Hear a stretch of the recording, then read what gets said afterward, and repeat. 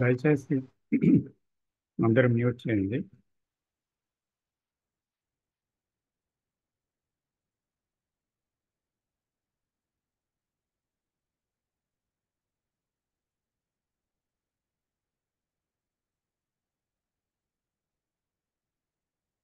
ఈరోజు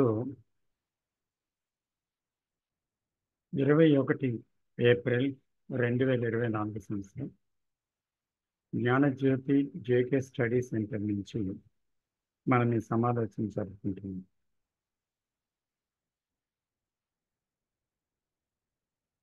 ఈరోజు టాపిక్ ఏంటంటే which mind is really active,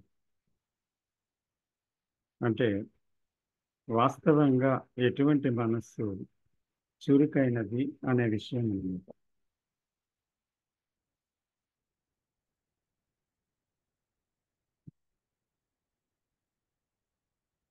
so ఈ టాపిక్ని చూస్తూ ఉంటే మనకు అనిపిస్తుంది, చురుకుగా కనిపిస్తున్న మనస్సు నిజంగా చురుకైన మనస్సు అనేటువంటి విషయాలు రెండు ఉన్నాయన్నమాట. చురుకుగా కనిపిస్తున్న మనస్సు, నిజంగా చురుకైన మనస్సు. అయితే ఇక్కడ మనం ఏది చురుకైన మనస్సు అని భావిస్తున్నాం? నిజంగా చురుగ్గా ఉన్న చురుకైన మనస్సునా, లేదా చురుకుగా కనిపిస్తున్నటువంటి మనస్సును? ఏది చురుకైన మనస్సు అని మనం భావిస్తున్నాం? చురుకైన వ్యక్తిగా ఎటువంటి వారిని గుర్తిస్తున్నాం? అసలు చురుకుదనం అంటే ఏమిటి? ఇది పైకి చాలా ఉపరితల విషయంలాగా కనిపిస్తున్నప్పటికీ చాలా గంభీరమైన విషయం ఇది. ఎందుకంటే మన జీవితాన్ని ఎలా ఉందో అలాగా దాన్ని చూడటానికి వీలు కల్పించే ఒక విషయం ఇది. అలాగే మనం అనుకున్నది, మనం భావిస్తున్నది, మనం ఊహిస్తున్నది అయిన ఒక జీవితం అయితే గంభీరంగా, ప్రశాంతంగా, లోతుగా ఉన్న జీవితం ఒకటి. అంటే ఒకటి disorderly life, the other is orderly life. One is disorderly mind and the other is orderly mind. So ఏంటి వ్యత్యాసం? అసలు ఏం జరుగుతుంది అనే విషయాన్ని మనం మన జీవితాల్లోకి తొంగి చూస్తే మనకు అర్థమవుతుందన్నమాట.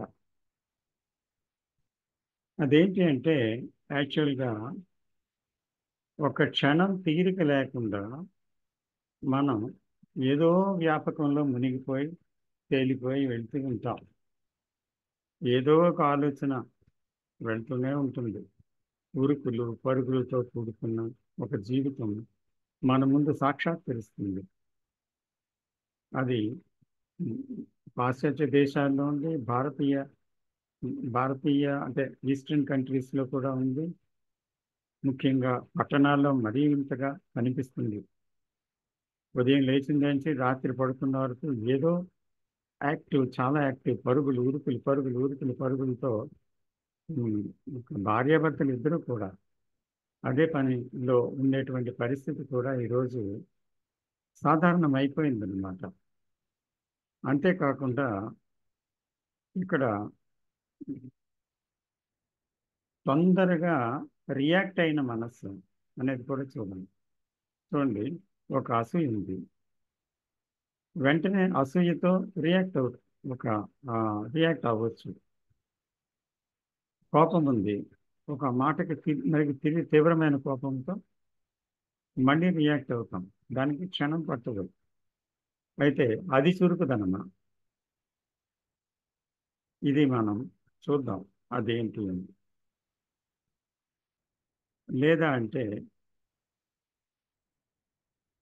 ఒక నూతనమైన చర్య రియాక్షన్ కాకుండా యాక్షన్ ఉంటుంది. అంటే ఒక ఆ, ప్రతిచర్య కాదు, చర్య. ఆ చర్య చురుకైనదా? ఏది చురుకైనది? ఇది కూడా చూద్దాం. రెండోది,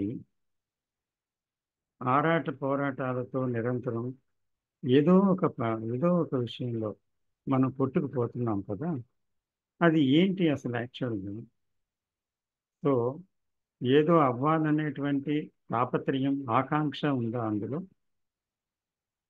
అంటే ఉంది, కనిపిస్తుంది మనకి. ఎందుకంటే ఇక్కడ బికమింగ్ అనేటువంటి ఒక మాట తీసుకుంటే, మనం ఉన్న దాని నుంచి ఇంకోటి ఏదో అవ్వాలి. అంటే I am this, I should be that, I must be that. అంటే నేను ఇలా ఉన్నాను, అలా అవ్వాలి. సో దానికోసము తీవ్ర ప్రయత్నం. ఈ తీవ్ర ప్రయత్నంతో మనం ఆ ప్రయత్నాన్ని చురుకుదనం అనగలమా? అంటే ఉన్న దాని నుంచి ఇంకొకటిగా అయిపోవాలి, ఇంకొక గమ్యాన్ని చేరాలి. అది ఏ రంగమైనా అవని, చివరికి ఆధ్యాత్మిక రంగంలో కూడా ఉన్నదాని నుంచి ఇంకేదో అవ్వాలి. సో అందుకని ఏంటి, ఇక్కడ ఉన్నదాని నుంచి ఏదో అవ్వటం అనేది ఒకటి ఉంది. ఇంకోటి ఏముంది? There is ambition. అంటే విపరీతంగా ఏదో ఒకటి, ఒక కోరిక అనుకుంటా. అంటే అది ఆ, ఎటువంటి విధంగానైనా సరే నేను అనుకున్నది సాధించాలి. ఎవరికి నష్టం జరిగినా, ఎవరికి బాధ కలిగినా, ఎవరికి ఎటువంటి హాని కలిగిన. So ambition, when I am ambitious అంటే నేను తీవ్రమైన అంబిషన్తో ఉంటే ఐఎమ్ ఎన్ ఇన్సెన్సిటివ్ పర్సన్. అంటే నాకు అక్కడ ఆ, సౌమ్యత లేదు. ఆ తర్వాత నాలో సున్నితత్వము పోయిందన్నమాట. సో అందువల్ల నా మనసు ఏమైంది, అక్కడ మొద్దుబారిపోయింది కానీ చురుకుదనం లేదు. So ambitious mind is a dull mind, and becoming mind is a dull mind. అంటే అది మొద్దుబారిన మనసు. కానీ నేను అనే కేంద్రం నుంచి పనిచేస్తున్న ప్రతి మనస్సు సెల్ఫ్ సెంటర్డ్ యాక్టివిటీతో ఉంది కదా. ఈ సెల్ఫ్ సెంటర్డ్ యాక్టివిటీలో అంబిషన్ ఉంది, బికమింగ్ ఉంది. అది మెయిన్ స్ట్రీమ్స్ అన్నమాట. సో ఈ స్ట్రీమ్లో వెళ్తున్నప్పుడు ఏమవుతుందంటే ఒక వేగం ఉంది అందులో, ఒక గమ్యం ఉంది, తర్వాత ఒక ఆదర్శం ఉంది, తర్వాత దాన్ని ఎలాగైనా సాధించాలి అనేటువంటి ఒక తీవ్రత ఉంది. ఈ తీవ్రతలో ఏమవుతుంది, నిజంగా మనసు తన సున్నితత్వాన్ని కోల్పోతుంది. అందువల్ల ఏమవుతుందంటే అది ఒక రాజకీయ నాయకుడు అవ్వాలి అనుకోండి, అప్పుడు అతను ఎటువంటి వ్యక్తిగా తయారవుతాడు? అబద్ధాలు ఆడతాడు, ఎవరినైనా హింసించడానికి ఎటువంటి వెనుకంజ వెయ్యడు. తనకి ఆ కుర్చీ ముఖ్యము, ఆ పదవి ముఖ్యము, ఆ పార్టీ ముఖ్యము, తర్వాత పేరు ప్రతిష్టలు ముఖ్యము, అధికారం ముఖ్యము. అందువల్ల జీవితంలో ఏదో ఒకటి ముఖ్యము అయినప్పుడు ఏమవుతుందండి, తదితర విషయాలు అలక్ష్యం చేసి ఆ ముఖ్యత కోసము తను పాటుపడి మిగతా విషయాల్ని పక్కకి తోసుకుంటూ దూసుకుంటూ ఆ గమ్యం వైపు ప్రయాణిస్తాడు. ఇది మనం క్లియర్గా రాజకీయవేత్తల్లో చూడొచ్చు, ఒక అంబిషియస్ మ్యాన్లో చూడొచ్చు, సో ఒక బికమింగ్లో చూడొచ్చు. సో అందుకని ఇది ఒకటే కాదు, ఒక ధన సంపాదనే ధ్యేయంగా పెట్టుకున్నవాడు వాడు ఎలా ప్రవర్తిస్తాడు? మోసాలకి వెనుకంజ వెయ్యడు, లోభత్వంలో జీవిస్తాడు. తర్వాత ఇంకా డబ్బు కోసం ఏదైనా చేస్తాడు. అలాగే ఇంద్రియ వ్యామోహాల్లో ఉండేవాడు ఏం చేస్తాడు? ఆ ఆ ఇంద్రియాలు అనేటువంటి ఆ రథం ఎక్కి తను పరుగులు తీయిస్తాడు, ఇంద్రియాలతో వెళ్తాడు, ఇష్టానికి జీవిస్తాడనమాట. సో ఆ జీవించడంలో ఏమైంది అతనికి? తన సుఖాలే ముఖ్యమైపోయాయి. సో చాలా చాలా తొందరగా జీవిస్తాడు, చాలా ఆర్భాటంగా జీవిస్తాడు, ఇంద్రియ సుఖాల కోసం పరుగులు పెడతాడు. ఇదంతా చురుకుదనం అంటామా? ఒక రాజకీయ నాయకుడి యొక్క చురుకుదనమా అది? ఒక అంబిషియస్ మ్యాన్లో ఉండే చురుకుదనమా? లేకపోతే ఒక ఇంద్రియ సుఖాలను అన్వేషిస్తూ పరుగులు తీస్తున్న ఒక మనిషిలో ఉండే చురుకుదనమా? తర్వాత ఇలాగే ఒక కీర్తి ప్రతిష్టల కోసం ప్రయత్నించే ఒక వ్యక్తిలో ఉండేటువంటి చురుకుదనమా అది? సో ఏంటి ఆ చురుకుదనం అంటే? ఇలా చెప్పుకుంటూ పోతే చురుకుదనం అనేది ఎన్నో రకాలుగా మనకు కనిపిస్తుంది అనమాట, చాలా విధాలుగా కనిపిస్తుంది. సో కాబట్టి అసలు చురుకుదనం అంటే ఏంటి మనం అనేది చూస్తే, ఇంకా ఫ్యామిలీ లైఫ్లో చూస్తే, కుటుంబ వ్యవహారాల్లో మళ్ళీ తలమునకలు అయిపోయిన వాళ్ళు కొందరు. అంటే తన కుటుంబం మాత్రం, తను తన కుటుంబం, ఇలా ఎంతమందిని చూడలేదండి?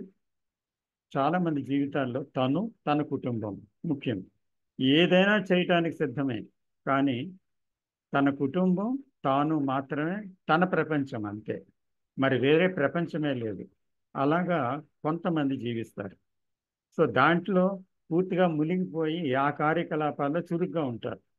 ఇంకొంతమంది సేవా కార్యక్రమాలలో మునిగిపోయి తాను గొప్ప సేవకుడుగా గుర్తింపబడతాడు. ఈ సేవా కార్యక్రమాలు చాలామందికి ఏంటి? ఒంటరితనం నుంచి తప్పించుకోవడానికి. అంటే వాళ్ళు సేవా కార్యక్రమాల్లో మునిగి, it is a kind of, to many people it's a kind of self gratification and self satisfaction. So అందుకని ఆ ఆ సంతృప్తి కోసం తన జీవితంలో ఒక ఒంటరితనం అనుభవించకుండా ఏదో ఒక పనిలో నిమగ్నమైపోయి యాక్టివ్గా ఉండటం అన్నమాట. సో అలాగే ఇంకా ఆ, మతపరమైన ఆధ్యాత్మిక విషయాలు దీంట్లో మునిగి కొంతమంది అలాగే జీవిస్తూ ఉంటారు.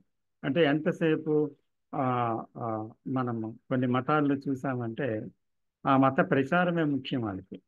సో ఆ మతం గురించి మాట్లాడటంలోనే జీవితం అయిపోతుంది. అంతేకాదు, ఆధ్యాత్మిక సాధనలు అని పట్టుకొని ఏదో ఉన్నదాని నుంచి మారిపోదాం అనుకుంటారు. సో ఒక కారణం ఉంది అందులో. కారణం ఉంది అంటే సెల్ఫ్ ఉంది. సో ఆ సెల్ఫ్ ఉన్నంత కాలం, ఆ చురుకుదనం దాంట్లో చూపించినంత కాలం అతను మారగలడా? ఎందుకంటే ఉన్నది ఉన్నది ఏంటో అది అర్థం అవ్వాలి. ఉన్నదాని నుంచి ఇంకెక్కడికో వెళ్ళిపోవడానికి పరుగులు పెడితే ఆ ఉన్న దాంట్లో ఏమనుకుంటున్నాడు? నేను ఇది కాదు, అది అవ్వాలి అని. సో కొండల్లోకి వెళ్ళినా, గుహల్లోకి వెళ్ళినా, ఆశ్రమాలకు వెళ్ళినా, ఎటువంటి గురువుల దగ్గరికి వెళ్ళిపోయినా కూడా అతనికి ఏమవుతుంది చెప్పండి? అక్కడ ఆ మనసే కదా ఉంటుంది, వేరే మనసు ఏమైనా వస్తుందా? కాబట్టి ఆ మనస్సే తనతో వెళ్తుంది, ఆక్యుపైడ్ మైండ్. సో ఇది ఒక ఆశయంతో కూడుకున్న మనసు, ఏదో పొందాలని చూసే మనసు. అక్కడ ఒక తాపత్రయం ఉంది, అక్కడ ఒక అంబిషన్ ఉంది, అక్కడ ఒక గోల్ ఉంది. కాబట్టి అది సెల్ఫ్. కాబట్టి ఈ సెల్ఫ్ ఉన్నంత కాలము ఆ సెల్ఫ్లోంచి వచ్చే ఒక యాక్షన్లో కనిపిస్తుంది మనకి చురుకుదనం. కానీ అది నిజంగా చురుకుదనమా? కొంతమంది ఆ, తన చుట్టూ ఉండేవారిని ఉద్ధరిద్దాం అనుకుంటారు. సో ఇక్కడ అందరినీ ఎందుకు ఉద్ధరిద్దాం అనుకుంటున్నారు? అది గొప్ప ఫీలింగ్ ఇస్తుంది వారికి. ఎందుకంటే వారికి ఉండేటువంటి కష్టాలు, ఇబ్బందుల్ని నేను తొలగిస్తున్నాను ఈ సంస్థలో ఉండి. కాబట్టి ఈ సంస్థ ద్వారా నేను ఎంతో మేలు చేయగలుగుతున్నాను అని ఒక సెల్ఫ్ ఈగో ఒకటి ఫారం అవుతుందన్నమాట. సో అందుకని ఏమవుతుంది, ఉద్ధరించవలసింది ప్రపంచాన్ని కాదు, నిన్ను నువ్వు ఉద్ధరించుకో. అది గొప్ప విషయం. అంటే నీలోనున్న నేను అనేటువంటి దాని నుంచి నువ్వు బయటపడటమే, ఆ సెల్ఫ్ సెంటర్డ్ యాక్టివిటీ నుంచి బయటపడటమే ఉద్ధరించుకోవడం. ఇందులో చురుకుదనం ఉందా అసలు యాక్చువల్గా? అంటే నువ్వే స్వార్థపరుడివి, నీ చింతనే స్వార్థము, లోకాన్ని ఉద్ధరించడానికి బయలుదేరావు. కానీ నీలో నేను అనేది పోతే దానిలోంచి పుట్టినటువంటి ఒక విషయము నిజంగా పవిత్రమైనది. అది ఏదైనా చేయగలదు. సో అది చేసినది what ever action it do, అంటే అది చేస్తుందో, it does, that action is the right action. అంటే అది సమ్యక్ చర్య, కరెక్ట్ యాక్షన్ అది. సో నేను నుంచి ఉద్భవించిన సేవ కార్యక్రమాలనండి, ఆధ్యాత్మిక సాధనలనండి, ఆధ్యాత్మిక కార్యక్రమాలనండి, నేను నుంచి ఉద్భవించినటువంటి ప్రతి పని అక్కడ పవిత్రమైనదా అపవిత్రమైనదా అనేది కాదు, చిన్నదా పెద్దదా అనేది కాదు. ఏ పనైనా అందులో నుండే యాక్టివ్నెస్ ఏంటి అంటే, it starts from the self centre. అంటే నేను అనే కేంద్రం నుంచి బయలుదేరుతుంది, పుడుతుంది అన్నమాట అది. సో అందువల్ల మనం ఇలా గమనిస్తూ ఉంటే ఈ చురుకుదనం అనేది ఎక్కడి నుంచి పుడుతుంది, ఇది చురుకుదనం అని అనగలమా అనేది మనం చూస్తే ఇక్కడ ఏమనిపిస్తుందంటే, అంటే ఇక్కడ చురుకుదనంగా కనిపిస్తూ నేను అనేది తన ప్రయాణములో ఎంతో వేగాన్ని పుంజుకొని ఆ నేనుని నిలబెట్టుకోవడానికి చేస్తున్న ఒక క్రియ. అంటే ఆ నేనులోనే ఒక చురుకుదనం ఉంది. ఆ నేనే ఒక కల్పితమైనది. అంటే తన ఆలోచన నిర్మాణముతో, తన అభిప్రాయాలతో, తన జ్ఞాపకాలతో ఉన్నది. అలాగే తన అనుభవాలతో కూడుకున్నది. కాబట్టి ఈ అనుభవాలు, జ్ఞాపకాలు తీసేస్తే ఆలోచనలు లేవు. ఆ ఆలోచనలో నిర్మితమైన ఈ నేనే లేదు. కాబట్టి ఆలోచనలు, అనుభవాలు అనేవి వచ్చి పోయేవి. కాబట్టి నిలకడ లేనివి. ఒకప్పుడు ఉండేవి, ఒకప్పుడు పోయేవి. సో ఇవి ఎప్పుడెప్పుడు జరుగుతున్నాయో అప్పుడప్పుడు నేనుంది. ఆలోచన పూర్తిగా ఆగినప్పుడు నేను లేదు. అంటే నేను శాశ్వతత్వాన్ని పుంజుకొని లేదు. అది ఒక కల్పితమైన నేను. అయితే ఈ కల్పితమైన నేనుని నిజమైన నేనుగా భావించి ఆ నేను తనేదో సాధించాలని, తనేదో పొందాలని, తనేదో ఆ, తన వ్యక్తిత్వాన్ని నిలబెట్టుకోవాలని, పేరు సంపాదించాలని, ధనం సంపాదించాలని, పదవి సంపాదించాలని ఈ నేను ఎన్ని నాటకాలు ఆడుతుంది. అవన్నీ కూడా మన జీవితాల్లో స్పష్టంగా చూడొచ్చు, ఎదుటివారి జీవితాల్లో కూడా చూడొచ్చు. It has many secret agendas. So ఇవన్నీ చూస్తుంటే దాని యొక్క పోకడలన్నీ కూడా మన కళ్ళ ముందు అర్థమవుతుంటాయి అన్నమాట. ఇది యాక్టివ్నెస్. అయితే ఈ ఆరాటము, ప్రయత్నము ఇవన్నిటితో కూడుకొని ఈ నేను వెళ్తుంది కదా. అయితే ఒకవేళ ఈ ప్రయత్నం మానేసి ఈ ఏ చర్య చేయకుండా ఆలోచన కూడా నెమ్మదయ్యి నీ సైలెన్స్ అయిపోతే అప్పుడు జీవితం ఏంటవుతుంది? ఆ జీవితంలో ఏదీ లేకపోతే ఆలోచించకుండా, పని చేయకుండా ఎలా జీవించగలం అని ఒక ఆ, ప్రశ్న ఉదయిస్తుందన్నమాట కదా. సో అయితే ఈ విషయం మనం చాలా జాగ్రత్తగా పరిశీలించాలి. ఎందుకంటే అనేక ఆలోచనలతోని, భయాలతోని, సంఘర్షణతోని, దుఃఖాలతోని తర్వాత భవిష్యత్ ఆలోచనలతోని, గతం యొక్క ఆలోచనలతోని, ఎన్నో బాధ్యతలతోని, భారాలతోని, తర్వాత విసుగుతోని, తర్వాత జీవితంలో సంఘర్షణతోని ఇదంతా ఆ, భారవంతంగా ఆ, ఉన్నటువంటి మనస్సు ఒకటి. తల మీద నెత్తి మీద భారం పెట్టుకొని ఒకడు నడుస్తున్నాడు అనుకోండి, అది మొయ్యలేనంత భారం అన్నమాట. అప్పుడు అతను కుంగిపోయి నడుస్తాడా, నిటారుగా నడవగలడా, తేలిగ్గా స్పీడ్గా నడవగలడా, లేకపోతే అతను బాగా అలసిపోయి దసిపోయి తల వంచి నడుము వంచి అలాగా కింద చూపు చూసుకుంటూ భారంగా నడవగలడా? అతను భారంగానే నడవగలడు. అందుకంటే భారవంతమైన విషయం నెత్తి మీద ఉన్నప్పుడు ఒకడు భారంగానే నడవగలడు అనేది అది క్లియర్ కదా, స్పష్టమైనది. అలాగే మానసిక భారంతో మనం ఉన్నాము. అంటే అనేక విషయాలు గతంలో ఉన్నవన్నీ కూడా తలకెక్కి ఉన్నాయి జ్ఞాపకాల్లో. అలాగే ఈ భవిష్యత్తు అనేది ఈ గతం నుంచి నిర్మించుకొని భవిష్యత్తులో గమ్యాలు, భవిష్యత్తులో పొందడాలు, భవిష్యత్తులో మారడాలు, భవిష్యత్తులో సాధించవలసిన విషయాలు ఈ పెట్టుకొని మనం ఏం చేస్తున్నామండి? సో ఇవన్నీ కూడా భారం అయిపోయాయి అన్నమాట. ఓ పక్క తన ఎన్నో భారాలు ఉన్నాయి. తన కోరికలు తీరలేదనేటువంటి భారం, తనేదో గొప్పవాడు అవ్వాలనేటువంటి ఆ కోరికతో ఉన్న భారం, తర్వాత కుటుంబ భారం, ఏదో ఇది వీళ్ళని ఇచ్చేయాలి, వాళ్ళని నచ్చేయాలి, ఇలా చేయాలి, అలా చేయాలి, ఇలాగ ఈ భారాలు, నేనేదో అలా మారిపోవాలి, ఇలాగ అయిపోవాలని ఆ భారం. సో ఇలాగ రకరకాల భారాలు నెత్తి మీద వేసుకొని ఒక మనిషి నడుస్తున్నాడు అనమాట. సో అందువల్ల అతను కుంగిపోతాడే కానీ అతను శక్తివంతంగా ఎలా వెళ్ళగలడు, ఎలాగా తను ఆ, ప్రయాణం చేయగలడు? ఎందుకంటే ఈ ప్రయాణంలో ఈ భారం ఉన్నప్పుడు ఏమవుతుందండి?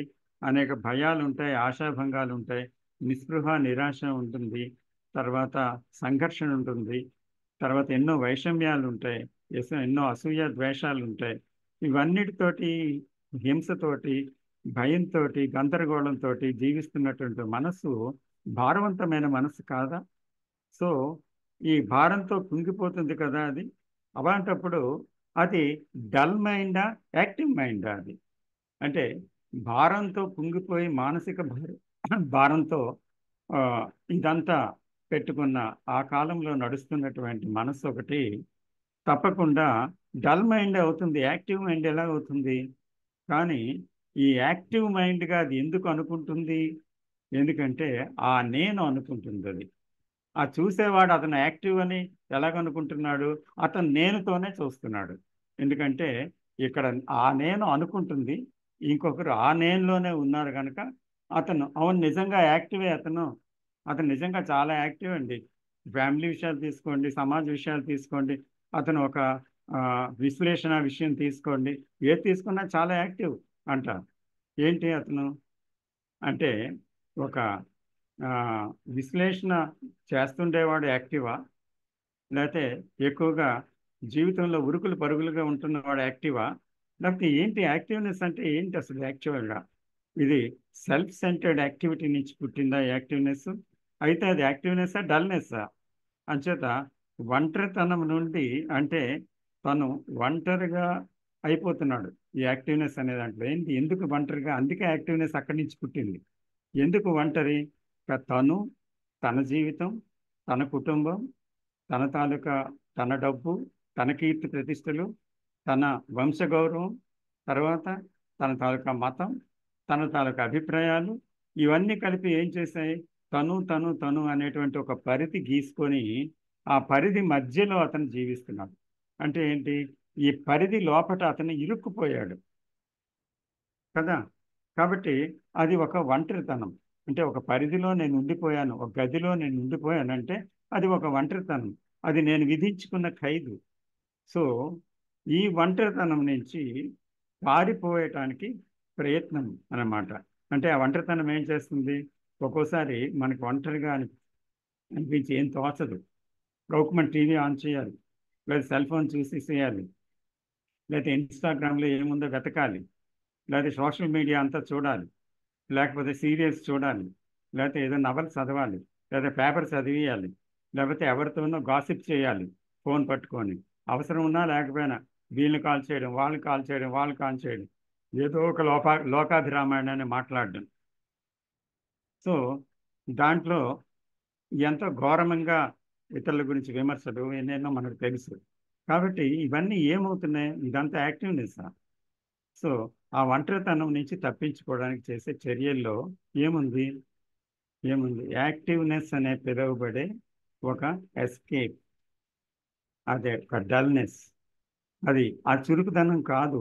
అది ఎలాగైనా తను ఆ, ఎందులోనో దాంట్లో సంఘంలోనో, ఒక సమాజంలో, ఒక స్థానంలోనో, లేకపోతే ఆ, ఉమ్, గుర్తింపు కోసమో, లేకపోతే ఒక సేవా కార్యక్రమాల్లోనూ, లేదా తన ఉద్యోగ వ్యాపారాల్లోనూ, లేకపోతే ఏదీ లేకపోతే ఏదో ఒక చింతనలోనో, లేదా పని పెట్టుకొని ఏదో ఒక పనిలోనో యాక్టివ్గా ఉండాలి. ఇది సెల్ఫ్. ఎందుకంటే అది ఒంటరిగా అయిపోయింది, అది ఏకాంతత లేదు దానిలో. అందుకని ఎప్పుడూ కూడా పరుగులు ఉరుకులు, పరుగులు ఉరుకులు. ఎందుకంటే ఆ ఒంటరితనం నుంచి బయటపడమే దాని ఉద్దేశం. ఉదయం నుంచి సాయంత్రం వరకు కాలం అనేది తెలియకుండా వెళ్ళిపోవాలన్నమాట. వాడి తెలిసి ఒక అరగంటలో మౌనంగా ఉండాలంటే ఎంత కష్టమండి, ఉండలేం కదా. సో కాబట్టి ఏదో ఒక పనిలో, ఏదో ఒక మాటల్లో, ఏదో ఒక చేష్టల్లో, ఏదో ఒక ఇంద్రియ వ్యామోహాల్లో చిక్కుకొని ఆ కాలం గడిపియాలి వెంటనే. సో ఆ కాలం గడపడం అనేటువంటి విషయంలో యాక్టివ్నెస్ ఉంది. సో ఇదంతా మనము గమనించినట్టయితే ఏమవుతుంది, ఇటువంటి ఒక జీవితంలో డల్నెస్ ఉంది కానీ యాక్టివ్నెస్ కాదు. అది అది సెల్ఫ్ సెంటర్డ్ యాక్టివిటీ నుంచి పుట్టిన యాక్టివ్నెస్ అది.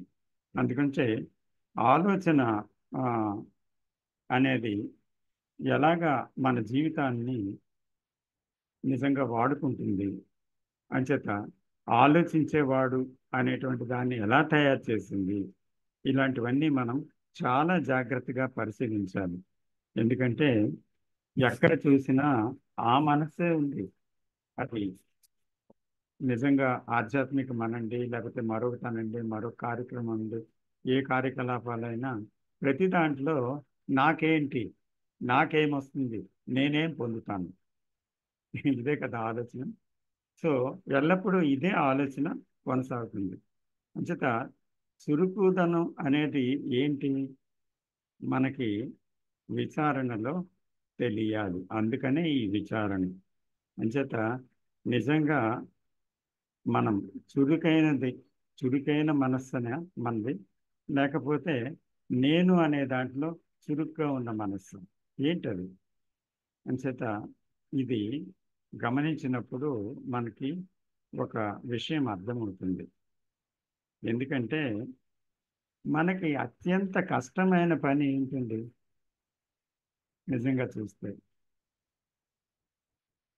ఏం పని కష్టం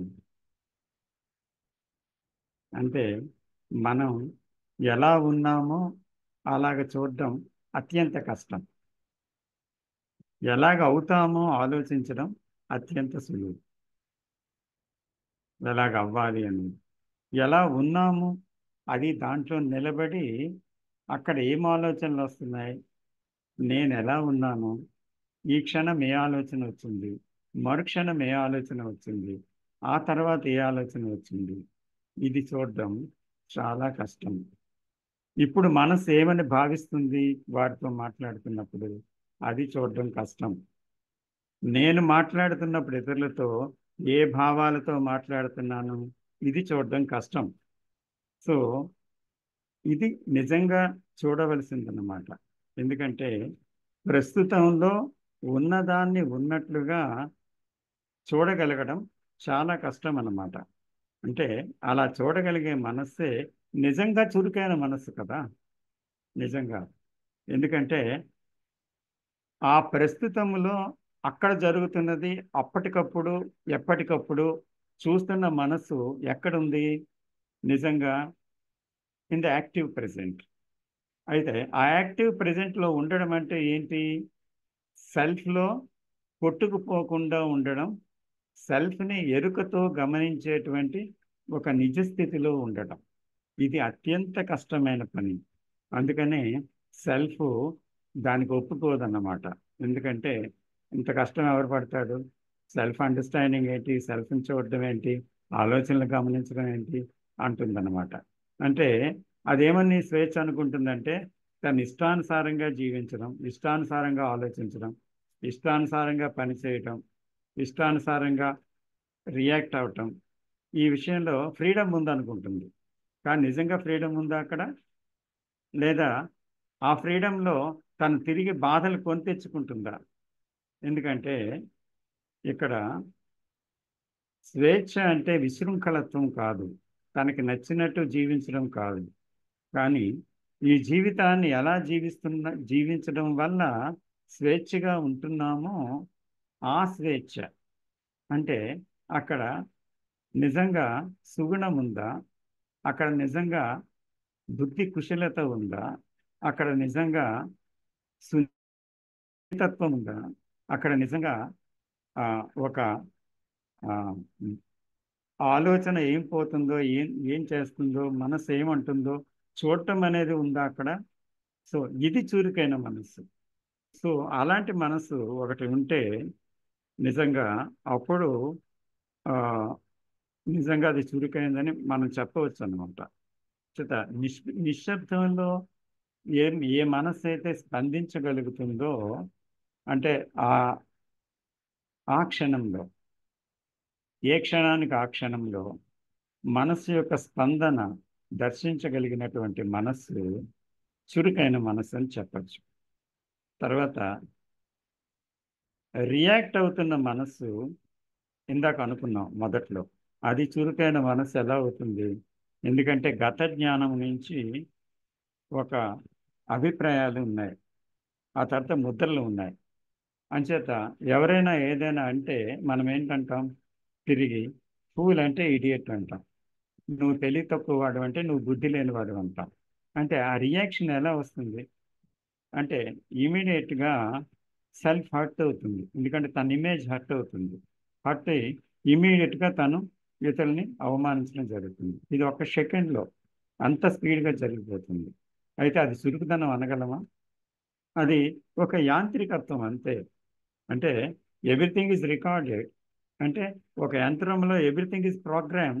మనం స్విచ్ ఆన్ చేస్తే ఏమవుతుందండి? యంత్రం ఏ ఏ చక్రం ఎలా తిరగాలో అలాగే తిరుగుతుంది, వెంట వెంటనే తిరిగిపోతుంది.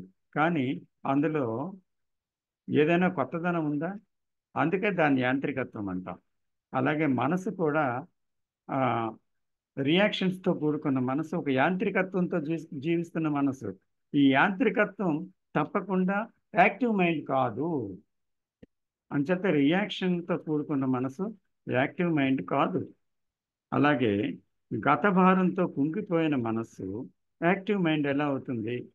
అలాగే గతము భవిష్యత్తు అనేటువంటి కాలాల్లో సంచరిస్తూ ప్రస్తుతములో ఆ కాలంలో జీవిస్తున్న మనసు యాక్టివ్ మైండ్ ఎలా అవుతుంది? అది కూడా కాదు. సో అభిప్రాయాలు లేని మనస్సే చురుకైన మనస్సు. గతం, ప్రస్తుత, భవిష్యత్తు లేని ప్రస్తుతంలో జీవిస్తున్న మనసు, అంటే గతము భవిష్యత్తు కూడుకున్న ప్రస్తుతంలో జీవిస్తున్నాడు మనిషి. అయితే గతము ప్రస్తుతము అనేవి రెండు లేకుండా ఉన్న ప్రస్తుతం ఒకటి ఉంది. ఆ ప్రస్తుతంలో జీవిస్తున్న మనస్సు నిజంగా యాక్టివ్ మైండ్. అందువల్ల విషయరహితమైన మనస్సే చురుకైనది. విషయ సహితమైన మనస్సు భారవంతమైనది, అది చురుకైనది కాదు. సో ఆ, అందువల్ల కారణరహితమైన ప్రేమతో ఏ మనస్సు అయితే ఉండగలుగుతుందో ఇటువంటి మనస్సు, ఖాళీ అయిన మనస్సు, చురుకైన మనస్సు, తర్వాత నిశ్శబ్దంతో కూడుకున్న మనస్సు ఏమవుతుంది? ఒక చురుకుదనంతో ఉంది. అది నిజంగా ఆ చురుకుదనంలోనే ఏమవుతుంది? ఆ ఖాళీలోనే నిజంగా ప్రేమ కలిగిన మనస్సు అంటే ఏంటో ఆ ఖాళీ తత్వంలోనే తెలుస్తుంది. సో ఈ ప్రేమ కాలబద్ధమైంది కాదు, కారణబద్ధమైంది కాదు. అందువల్ల అక్కడ నేనుతో కూడుకున్నది కాదు. కాబట్టి ఆ ప్రేమలో ఒక తెలివి ఉంది. అక్కడ మనసుతో చర్య కాదు, ఒక తెలివితో చర్య. ఈ తెలివి ఏంటి? ప్రజ్ఞాత్మకం. అంచేత ఈ ప్రజ్ఞ ఏంటి? చాలా సెన్సిటివ్, చాలా సున్నితమైనది. సో ఇది ఎప్పుడు ఎలా ఏం వ్యవహరించాలో జీవితంలో తెలిసిన మనసు. సో అందుకని అది ఏం చేసినా అది రైట్ యాక్షన్. సో అందుకని జీవించే కళ ఏంటి అనేది నిజంగా తెలుసుకోవడం ఒక అవసరం అన్నమాట. అంటే కళాత్మకత, జీవితంలో కళాత్మకత ఒక శిల్పంలో ఉండే కళ కాదది. లేదా అంటే ఒక చిత్రలేఖనంలో ఉండే కళ కాదది. లేకపోతే ఒక పోయిటరీలో ఉండే కళ కాదది. లేకపోతే ఒక సాహిత్యంలో ఉండే కళ కాదది. ఒక సంగీతంలో ఉండే కళ కాదది. కానీ జీవితమే జీవితమే కళాత్మకమైంది అక్కడ. జీవితమే కళాత్మకం. అంటే అక్కడ ప్రతి విషయం ఏది ఎక్కడ ఉండాలో ఎలా ఉండాలో అలాగే ఉంది. ఉండవలసిన చోట తల దగ్గర కాళ్ళు, కాళ్ళు దగ్గర తల ఉంటే అప్పుడు ఆ మనిషి ఎలా నడుస్తాడండి? వీలవుతుందా? తల దగ్గరే ఉండాలి, భుజాల దగ్గర, చేతుల దగ్గరే ఉండాలి. తర్వాత కాళ్ళు కిందనే ఉండాలి, కళ్ళు మీదనే ఉండాలి. కళ్ళు కిందకు వస్తాయా? వస్తే అతను ఆ మనిషి ఎలా నడుస్తాడు? చూడగలుగుతాడు. సో అందువల్ల ఏమవుతుందంటే జీవితంలో ఏ స్థానమైనా, ఏ దేనికి ఏదైనా ఒక స్థానాన్ని, సరైన స్థానాన్ని ఇచ్చి దానికి సరైన ప్రదేశంలో ఉంచితే అది కళాత్మక జీవితం.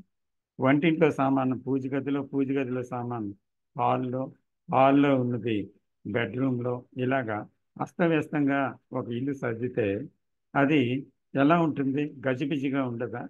అలాగే మన జీవితాల్లో ఇష్టానికి జీవించి జీవితాన్ని ఆ, ఒక అస్తవ్యస్తం చేశామన్నమాట. అంటే ఈ ఉండవలసిన చోట ఏదీ లేదు. అంచేత putting order in life is is the art art అనమాట. ఒక ఆర్డర్తో ఉన్న జీవితంలో కళ ఉంది. కాబట్టి జీవితంలో ధనానికి ఒక స్థానం ఉంది, సెక్స్కి ఒక స్థానం ఉంది, అలాగే ఒక కోరికకి ఒక స్థానం ఉంది. అలాగే ఏది ఏది కాదు అనటం లేదు, ప్రతిదానికి ఒక స్థానం ఉంది. దీన్ని ఇది కాదు అని వదిలి బయటికి వెళ్ళిపోవడం వల్ల, సన్యాసం స్వీకరించడం వల్ల ఏమి ఒరిగింది? సంఘర్షణ ఒరిగింది. వాళ్ళేమీ మారలేదు, ఘర్షణ మిగిలింది. మనసు అదే అణిచిపెట్టుకోవడం, బాధపడడం, ఘర్షణ పడడం. సో అది కాదు కావాల్సింది. జీవితంలో దేనికి ఏ స్థానం ఇవ్వాలి? ధనానికి ఏ స్థానము, తర్వాత ఆరోగ్యానికి ఏ స్థానము, సెక్స్కి ఏ స్థానము, తర్వాత భోజనానికి ఏ స్థానము, అలాగ ప్రతిదానికి దేనికి ఏ స్థానం ఇవ్వాలి, ఆలోచనకి ఏ స్థానం ఇవ్వాలి. అంటే జ్ఞాపకాలు అవసరం, అవసరమైన జ్ఞాపకాలని వాడుకొని జీవించు, తప్పులేదు. కానీ మానసిక ఆలోచనలతో కుంగిపోవడం ఎందుకు? విపరీతమైన భవిష్యత్తు గురించి ఆలోచన, గతం యొక్క భారములో జీవించడం ఎందుకు? అంచేత ఈ ఆలోచనకి ఏ స్థానం ఇవ్వాలి, ఇదంతా తెలియాలి అంటే ఇదే జీవించే కళ. సో ఈ కళ గురించి ఎవరు పాటు పడుతున్నారు? ఇది ప్రశ్న అన్నమాట. Nobody is caring that. That's why the whole world, the whole humanity in this tragic state ఇప్పుడున్న ఒక విపరీత ధోరణిలో ఉంది, దుఃఖాత్మకంగా ఉంది, భయాత్మకంగా ఉంది, సంఘర్షణాత్మకంగా ఉంది, యుద్ధాత్మకంగా ఉంది. అంటే ప్రపంచం ఈ రకంగా ఈ దుస్థితిలో ఆ, నలుగిపోతుంది అని అంటే ఎవరు కారణం? మీరు, నేను, అంతే. అంటే వీఆర్ ది హ్యుమానిటీ కదా. So what is the highest responsibility of the man? The highest responsibility is to find out what he is, to know what he is, to understand what he is. అక్కడ నుంచి then there is a transformation, not a simple change. చాలా ఉపరితలంలో మార్పులు కాదు, సంస్కరణలు కాదు. సంస్కరణ వస్తే మళ్ళీ సంస్కరించబడాలి. సో అక్కడక్కడ బట్టల్లో మార్పులు, మన చేష్టల్లో మార్పులు కాదు. అది. కానీ the whole life must be changed and the brain sense must have must be changed. That is mutation what Krishnamurthy calls about. అందుకని అటువంటి ఒక సంపూర్ణమైన ఒక పరివర్తన దిశ అనేది ఒక మానవుడిలో కలిగినప్పుడు మాత్రమే అప్పుడు ఏమవుతుందంటే ప్రపంచం బాగుపడుతుంది. ప్రపంచం అంతా అలాగే ఉందండి, మనం మారితే ఏమైనా అయిపోతుందా? మనం మారడం ఎలా అవుతుంది? అలా వెళ్ళిపోవడమే అంతే అంటారు కొంతమంది. అంటే ఏంటి? They are most reckless lazy people. They don't want to see themselves. అందుకని they talk about society, they talk about the అంటే మానవత్వం గురించి రకరకాల ఉపన్యాసాలు ఇవ్వచ్చు. Because are all waste things కదా, స్టూపిడ్ థింగ్స్. ఎందుకంటే ఇక్కడ నేను మారాలి అని, అంటే నేను ఎవరిని అని గమనించిన వాడు ఎవరున్నారో వాడు నిజంగా బుద్ధిమంతుడు. వాడు ఆర్డర్ని తీసుకురాగలడు. ఎందుకంటే నేను మారితే ప్రపంచం మారుతుంది.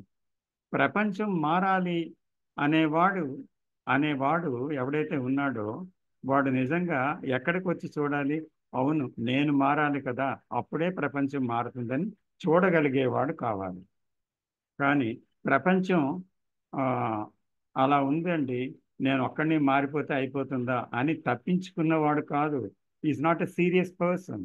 సో అందుకని ఒక సీరియస్ పర్సన్ నిజంగా ఆలోచించేవాడు ఎవడు అంటే తన బాధ్యతని గుర్తించినవాడు. తన బాధ్యత అంటే కుటుంబ బాధ్యత మాత్రం కాదు, అది కేవలం తన తాలూకా ఆ, శరీర బాధ్యత, లేకపోతే వ్యాపార బాధ్యత, ఉద్యోగ బాధ్యత అయి కాదు. నిజమైన బాధ్యత, అన్నిటికంటే తలమానికమైనటువంటి ఒక బాధ్యత ఏంటి అంటే తను తను అనేటువంటిది దాని గురించి తెలుసుకోవడం, తాను పూర్తిగా పరివర్తన చెందడం. ఇది నిజమైన బాధ్యత. ఈ బాధ్యత ఎప్పుడైతే మనకు వచ్చిందో దానివల్ల ఒక ఫ్రీడమ్ వస్తుందన్నమాట. అందువల్ల ఆ ఫ్రీడమ్ లేనిదే నిజంగా ఒక మనిషి యాక్టివ్ కాదు. అతని చర్యలు ఏవి కూడా ఆర్డర్లీ కాదు. అంటే ఒక క్రమగతమైనవి కావు. అందులో సక్రమత ఉండదన్నమాట. అంచేత ఈ ఫ్రీడమ్ అంటే ఏంటి? అది స్ట్రెస్లెస్. అందులో స్ట్రెస్ ఉండదు, స్ట్రగుల్ ఉండదు. అందులో ఏదీ లేనటువంటి ఒక తేలికదనం ఉంటుంది. ఆ తేలికదనం నుంచి ఒక యాక్టివ్నెస్ పుడుతుందన్నమాట. అలాగే అనేక విషయాలతో కట్లు కట్టేసిన మనసు అనుకోండి, ఒక పశువుని కట్టేసినట్టు చేతులు కాళ్ళు అన్ని, ముఖం పీక అన్ని కట్టేశారనుకోండి, అలాగా మైండ్ని అన్ని విధాలా బంధించేసాం మనం. అంటే అనేక విషయాలతో, అంటే కుటుంబానికి ఒక తాడు, మనం చేస్తున్న సొసైటీ వర్క్ గురించి ఒక తాడు, మనం చేస్తున్న సేవా కార్యక్రమాల గురించి ఒక తాడు, తర్వాత మన ఇష్టాలు, మన ధన సంపాదన గురించి ఒక తాడు, మళ్ళీ కీర్తి ప్రతిష్టల గురించి ఒక తాడు. ఇలాగా రకరకాల తాళ్ళు, రకరకాల ఐడెంటిఫికేషన్స్, రకరకాల బాధ్యతలు ఇవన్నీ పెట్టి ఏమైంది? వీఆర్ టెదర్డ్ అనమాట. అంటే పూర్తిగా కట్టివేయబడ్డాం మనం. We are limited. అందువల్ల ఎప్పుడైతే ఆ టెదరింగ్ అనేది ఎప్పుడైతే ఉందో అది మైండ్ మీద విపరీతమైన భారము, స్వేచ్ఛను కోల్పోయింది. అందువల్ల తప్పకుండా అది డల్ మైండ్ అవుతుంది అన్నమాట. ఎందుకంటే అది ఎన్నో ఫిలాసఫీస్ నేర్చుకోవచ్చు, తర్వాత ఎన్నో విషయాల్ని అది అనర్గళంగా మాట్లాడవచ్చు, తర్వాత ఎన్నో విషయాల్ని చాలా చక్కగా వివరించవచ్చు కూలంకషంగా. కానీ ఆ మైండ్ ఏమవుతుందంటే ఫ్రీడంలో లేదు.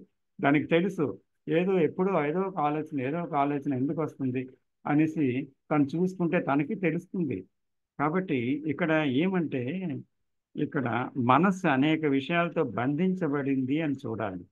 బంధ విముక్తుడిని అవ్వాలని చూడకూడదు, నేను బంధించబడ్డాను అని చూడగలగాలి. అలాగే ఆ, ఒక స్ట్రెస్ఫుల్ మైండ్ ఎప్పుడైతే స్ట్రెస్తో ఉందో, అంటే ఏంటి, దాన్ని స్ట్రెస్ అంటాం కదా, అంటే నిరంతరం ఏదో స్ట్రెస్ అండి అంటుంటాం. అది అలా స్ట్రెస్తో ఉన్న మనసు ఎప్పుడైనా లాజికల్గా, క్లియర్గా, సేన్గా థింక్ చేయగలదా? థింక్ చేయలేదు.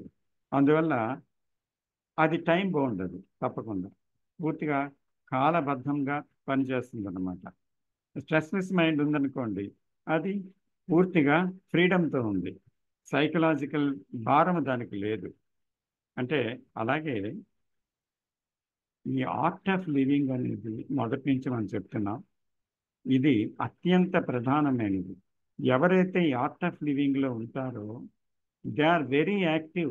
దే ఆర్ స్పాంటేనిటీ అంటాం కదా, అంటే ఆ క్షణమే స్పందించగలిగేటువంటి ఒక స్థితి భారరహితమైన మనసుకు ఉంటుంది. అంటే ఈ ఆర్ట్ ఆఫ్ లివింగ్ ఎవరికైతే తెలుసో, సెల్ఫ్ అండర్స్టాండింగ్ ఎవరైతే అర్థమైందో, ఎవరి మనసు అయితే ఖాళీగా ఉందో, భారరహితమైందో, అటువంటి మనస్సు వెంటనే స్పందించగలదు. అలాగ స్పందించగలిగే మనస్సు, రియాక్ట్ అయ్యే మనసు కాదు, స్పందించగలిగే మనసు సెన్సిటివ్ మైండ్. అటువంటి మైండ్ నిజంగా యాక్టివ్ అన్నమాట. It is full it is fully active అన్నమాట. సో అది యాక్టివే, కానీ అది యాక్టివ్లెస్. అంటే యాక్షన్ ఉంటుంది దానికి, సారీ, యాక్షన్ ఉంటుంది, బట్ ఇట్ ఈస్ యాక్షన్లెస్. అంటే ఏంటి అక్కడ? ఇప్పుడు 2 డైనమాలు తీసుకోండి. ఒక డైనమో పాతది, ఒక డైనమో సరికొత్తది. అయితే ఆ పాత డైనమో ఆన్ చేస్తే ఏమవుద్ది? గడగడ గడగడ గడ సౌండ్ చేస్తూ దాని పని అది చేసుకుంటుంది.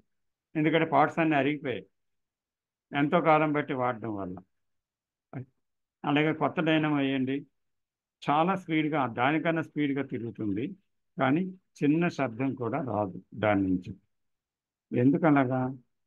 ఎందుకంటే గత భారంతో ఉన్నది ఆ ఓల్డ్ మైండ్ అన్నమాట. ఇది గతము లేని న్యూ మైండ్ అన్నమాట, న్యూ డైనమిక్. సో కాబట్టి గతంతో ఉన్నది రియాక్షన్స్ తోటి, భారంతో వెళ్తుంది, అందుకే గోల పెడుతుంది. ఇక్కడ కాలం లేదు, గతం లేదు కనుక భవిష్యత్తు లేదు, ప్రస్తుతమే ఉంది. అది కొత్త మైండ్ అన్నమాట, న్యూ మైండ్. సో ఈ కొత్త డైనమో పని చేస్తుంది, కానీ పని చేయనట్టుగా ఉంటుంది. అంటే ఎవరికి తెలియదు డైనమో తిరుగుతుందని అక్కడ, ఎందుకంటే అది అంత సైలెంట్గా పనిచేసుకొని వెళ్ళిపోతుంది. సో అందుకని యాక్టివ్ మైండ్ ఎలా ఎలా ఉంటుంది అంటే, యాక్చువల్గా అది పని చేస్తుంది, కానీ పని చేయని తనం ఉంటుంది అందులో. ఎందుకంటే అక్కడ నేను లేదు అది ముఖ్యమైనది. ఎందుకంటే నేను లేని చర్య తెలిసింది అది, నేనుతో ఉన్న చర్యను మాత్రమే తెలిసింది ఇది, ఇది ఓల్డ్ మైండ్. అంచేత నేను లేని చర్యతో అది సృజనాత్మకంగా పనిచేస్తుంది.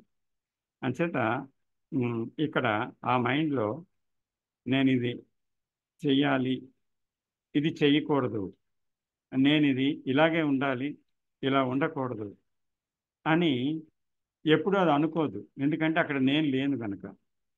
సో అందుకని అది it's a creative mind. So తర్వాత ఈ సెల్ఫ్ యాక్షన్సే ఒకరిలో ముసలితనాన్ని, తర్వాత భారవంతమైన జీవితాన్ని తెస్తాయి. అందువల్ల ఎక్కడైతే ఈ సెల్ఫ్ లేదో, ఆర్ట్ ఆఫ్ లివింగ్ అనేది అర్థమై తను ఒక న్యూ డైనమో లాగా న్యూ మైండ్తో పనిచేస్తుంటాడో, it is an young mind, energetic mind. So అటువంటి మనస్సులు నిజంగా ఉండేటప్పుడు అది ఒక ప్రభావాన్ని చూపిస్తుంది తప్పకుండా. తన మట్టుకు తానే కాదు, ఒక వ్యక్తి ఉన్నాడంటే అతని జీవితమే కాదు, అతని జీవితం చుట్టూ ఉండేటువంటి వ్యక్తుల మీద కూడా అతని ప్రభావం పడుతుంది. కాబట్టి వ్యక్తి మారితే ప్రపంచం మారుతుంది. కాబట్టి నేను యాక్టివ్గా ఉన్నానా అంటే దాని అర్థం ఏంటి? సెల్ఫ్ నోయింగ్లో యాక్టివ్గా ఉండడం, తర్వాత అండర్స్టాండింగ్లో యాక్టివ్గా ఉండడం, తర్వాత ఆర్ట్ ఆఫ్ లివింగ్ తెలిసి ఒక యాక్టివ్గా ఉండటం. అంటే అది ఉండటం అంటే అలాగ తెలిసి జీవించడం కాదు, అలాగా అది సంభవించటం. అది సంభవించాలి. అది సంభవించటం అంటే అది జరగాలి. అది జరగాలి అంటే ఒకరు ఎంతో అపారమైన శ్రద్ధతో జీవితాన్ని పరిశీలించాలి. అప్పుడు అది, ఆ శ్రద్ధే నిజమైన యాక్టివ్ మైండ్ అన్నమాట. ఆ నిశ్శబ్దమే యాక్టివ్ మైండ్.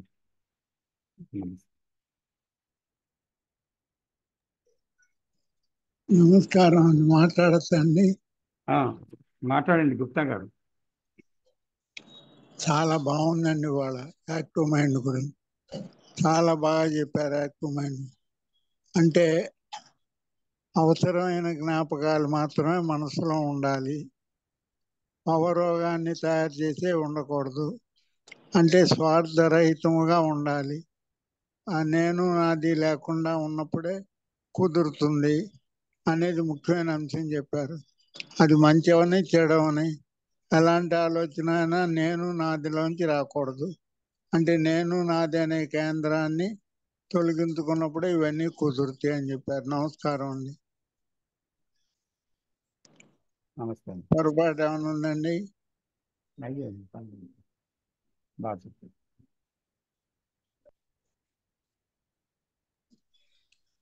సార్ ఒక కామెంట్ యాడ్ చేయొచ్చా? రాంబుద్ధ గారు, మీరు పదే పదే ఒక పాయింట్ తీసుకొచ్చారు సార్. కొంచెం గట్టిగా మాట్లాడుతున్నా. Unable to hear you sir. Yeah మీరు అందరికీ నమస్కారం. మీరు పదే పదే ఒక పాయింట్ తీసుకొచ్చారు ఇవాళ టాపిక్లో.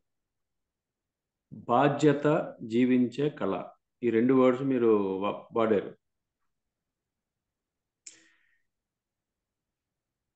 సమాజం గురించి మీరు ఆల్రెడీ ఎక్స్ప్లెయిన్ చేస్తున్నప్పుడు ప్రస్తుతం సమాజంలో ఉన్న పరిస్థితికి నేనే బాధ్యుడిని అని ఎవడైతే అనుకుంటారో, మీకు మీరు నాకు నేను, అప్పుడు మాత్రమే మనకి జీవించే కళ బాగా అర్థం అవుతుంది. మనకున్న ఇంద్రియాలు ఏంటంటే ఎప్పుడు చూసినా బయటకే చూస్తూ ఉంటాయి. కళ్ళు బయట చూస్తూ ఉంటాయి, చెవులు బయట సౌండ్లు వింటూ ఉంటాయి, మనం మాట్లాడే మాటలన్నీ మనం బయట గురించే ఉంటాయి.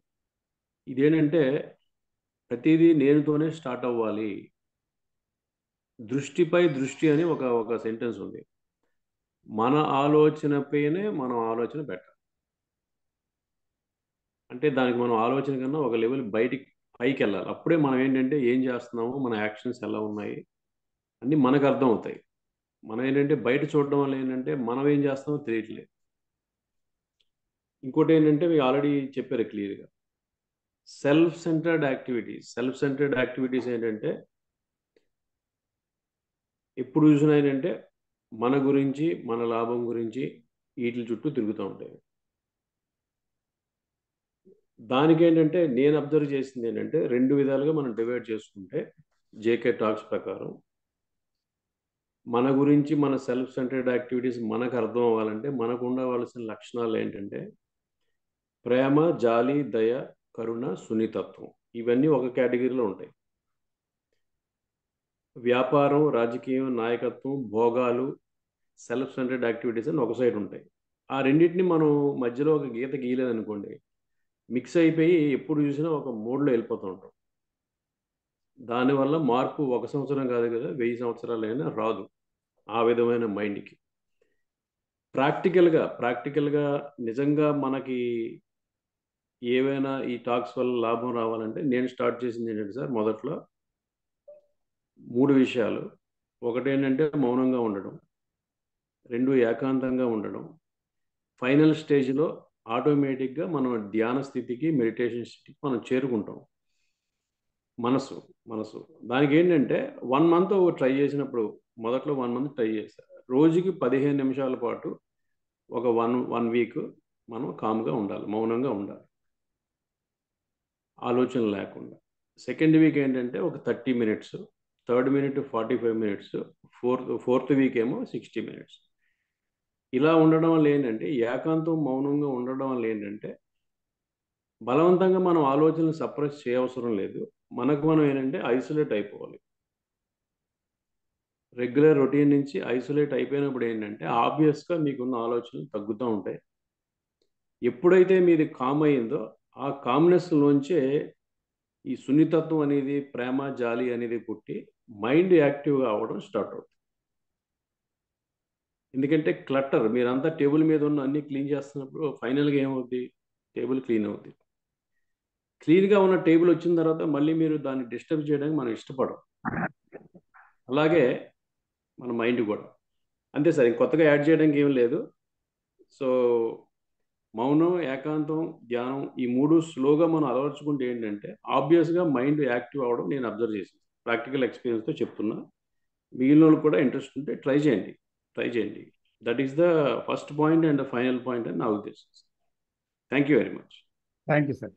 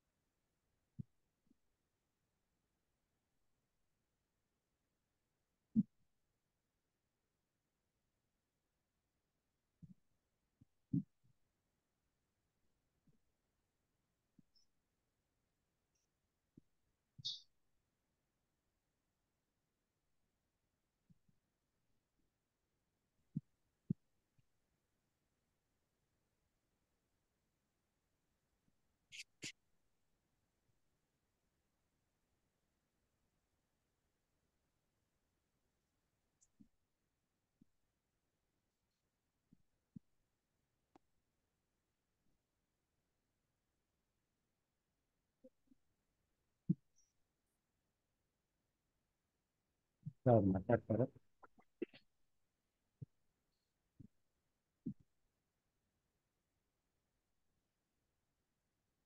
అశోక్ గారు.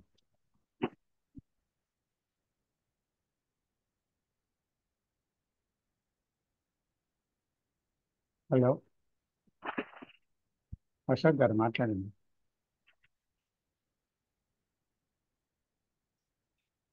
మ్యూట్లో ఉన్నారు మీరు.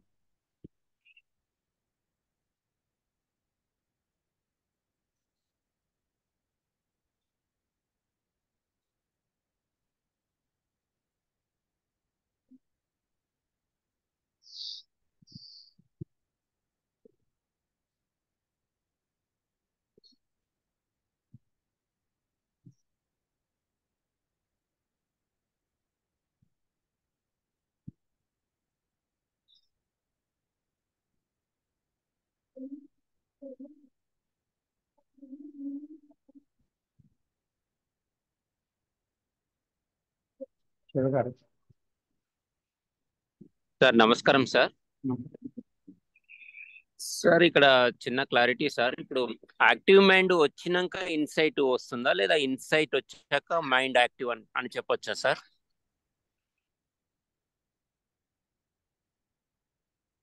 యాక్టివ్ మైండ్ అనేది యాక్చువల్గా సెల్ఫ్ అండర్స్టాండింగ్ వల్ల వచ్చేది.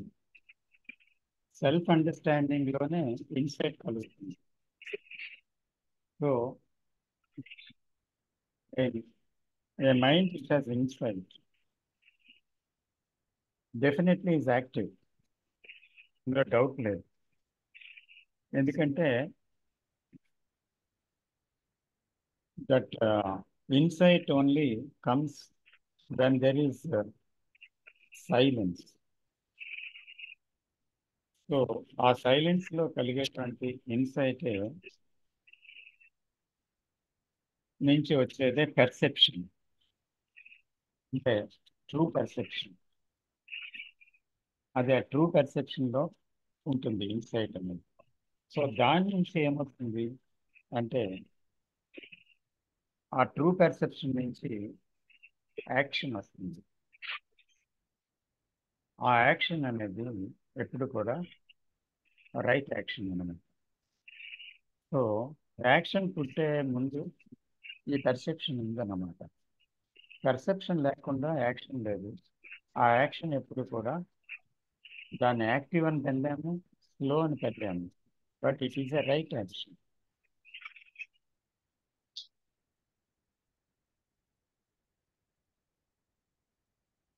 It has a spontaneity in it. తర్జన భర్జన లేదు. ఇది అవునా, ఇది కాదా, ఇలా చేస్తే మంచిదా, ఇలా చేస్తే మంచిది కాదా, ఇలా చేయొచ్చా, ఇలా చేయకూడదా అని ఆలోచించే సెల్ఫ్ అక్కడ లేదు. It has a crystal clear clarity.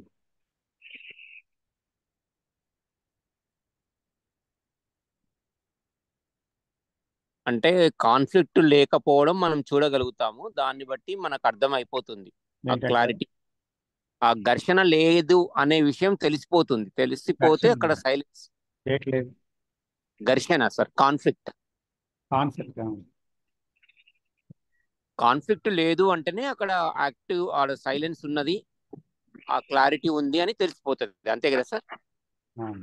Silence ఉన్న దగ్గర కాన్సెప్ట్ లేదు కదా, ఐడియా లేదు, కాన్సెప్ట్ లేదు, తర్వాత ఫ్యూచర్ అండ్ పాస్ట్ అనే టైం లేదు, నిర్ణయం లేదు, ఏది లేదు.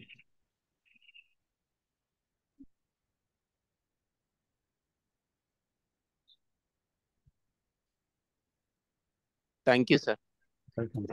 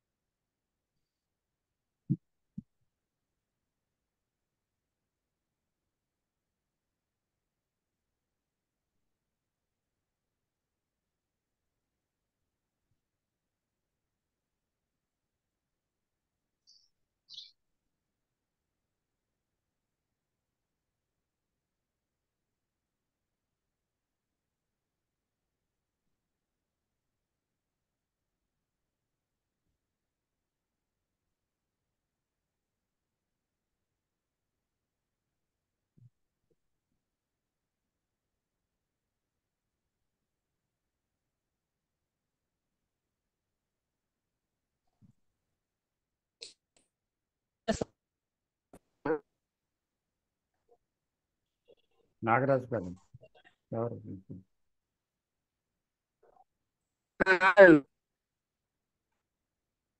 Hello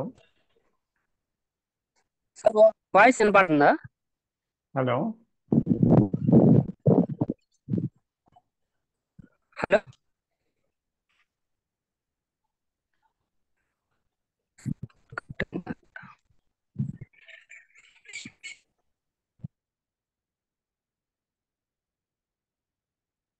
sir, your understanding sir. Sir voice వినపడుతుందా? వినిపిస్తుంది సార్.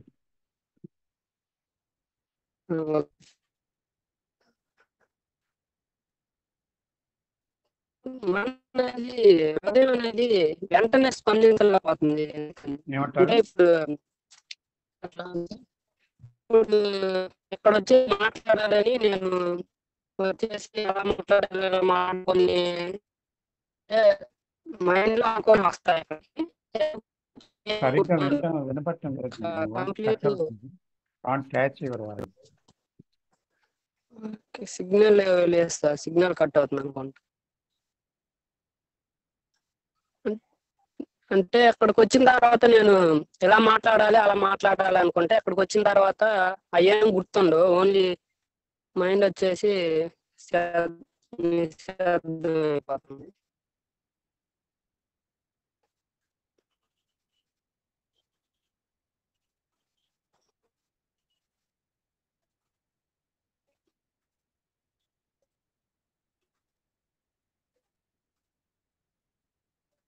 దాని గురించి ఏమన్నా చెబుతారు సార్? అంటే వెంటనే స్పందించలేకపోతుందండి.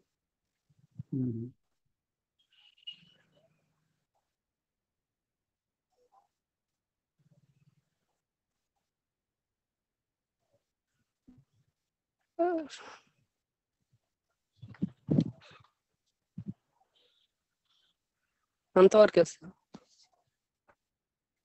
ఏమంటారు? అంటే వెంటనే స్పందించలేకపోతుంది మనసు అనేది. ఎందుకని? ఏ సందర్భంలో? అంటే అంటే ఏ సందర్భంలో ఏ సందర్భంలోనైనా వెంటనే స్పందించలేకపోతుంది. ఎలాంటి సిచ్యువేషన్ లో అయినా. ఏంటో ద్వేషము. అంటే ఎలాంటి సందర్భంలోనైనా వెంటనే స్పందించలేకపోతుంది సార్. ఎలాంటి సందర్భంలోనైనా నేను వెంటనే స్పందించలేకపోతున్నానంటే నాకు భయం ఉందా? అందుకే స్పందించలేకపోతున్నానా? లేకపోతే నేను స్పందించబోయే విషయం ఇది కరెక్టా కాదా అనే అనుమానం నాలో వ్యక్తమైందా? ఒకవేళ స్పందిస్తే వాళ్ళు ఏమనుకుంటారో అనేటువంటి ఆలోచన అడ్డొస్తుందా? ఇవన్నీ మీరు ఇంకా కొన్ని ప్రశ్నలు మిమ్మల్ని మీరు వేసుకొని చూడాలి. మిమ్మల్ని మీరు అంటే నన్ను నేను వేసుకోవాలి. నేను మాట్లాడలేకపోతే నన్ను నేను వేసుకొని చూడాలి. మిమ్మల్ని మీరు వేసుకొని చూడాలి, క్వశ్చన్ వేసుకొని. సో ఒక్కొక్క క్వశ్చన్తో మనల్ని మనం పరిశోధించుకోవాలి. అది ఒకరు చెప్పే ఆన్సర్ కాదు. నేను నేను ఏ ఏ యొక్క ఫీలింగ్లో అవరోధం నాకు కలుగుతుందో మాట్లాడటానికి, ఆ అవరోధాన్ని నేనే గమనించుకోగలగాలి. అప్పుడే నేను మాట్లాడగలుగుతాను.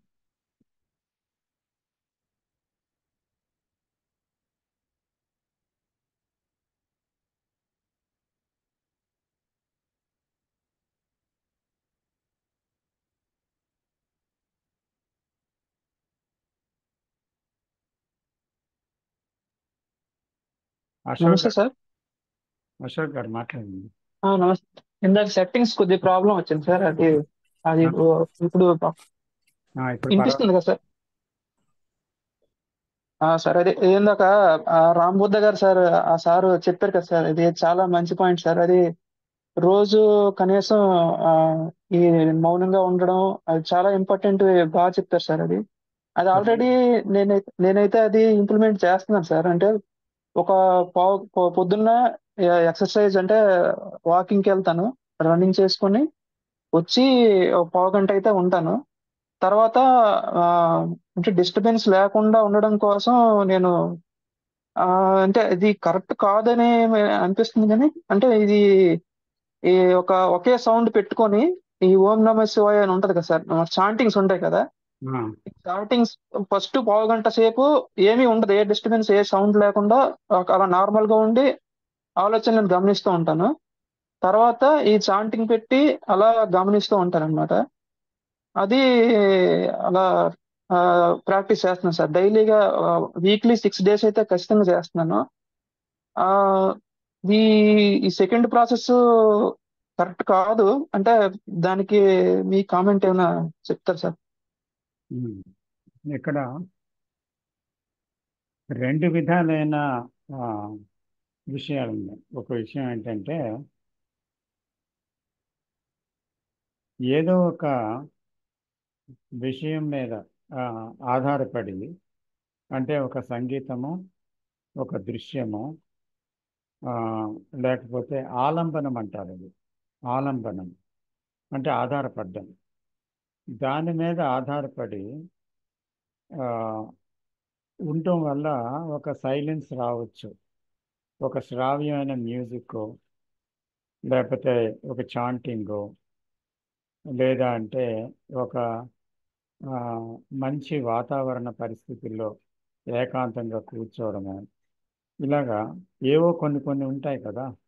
సో వీటి మీద మనం అలా ఉంటే ఏమవుతుందంటే కొంతసేపటికి మనసు నిశ్శబ్దం అవుతుంది.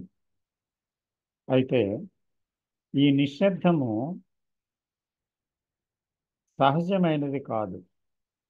ఒక దాని మీద ఆధారపడి మనసు దాంతో లయమై వచ్చిన నిశ్శబ్దం.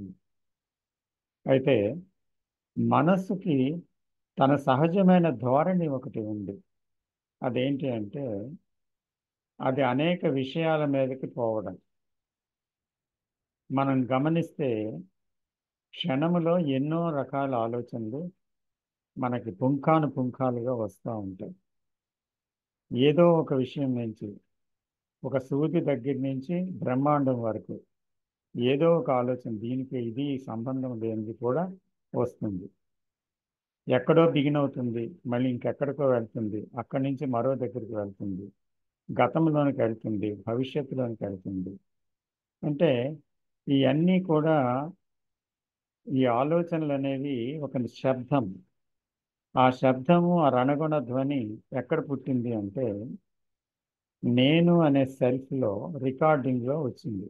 నేను రికార్డింగ్ అన్నమాట, ద రికార్డెడ్ మ్యాటర్. అంటే అక్కడ అనేక ఆ, కాలాలలో ఎన్నో రకాల విషయాల్ని అది రికార్డ్ చేసుకుంది సందర్భాలలో.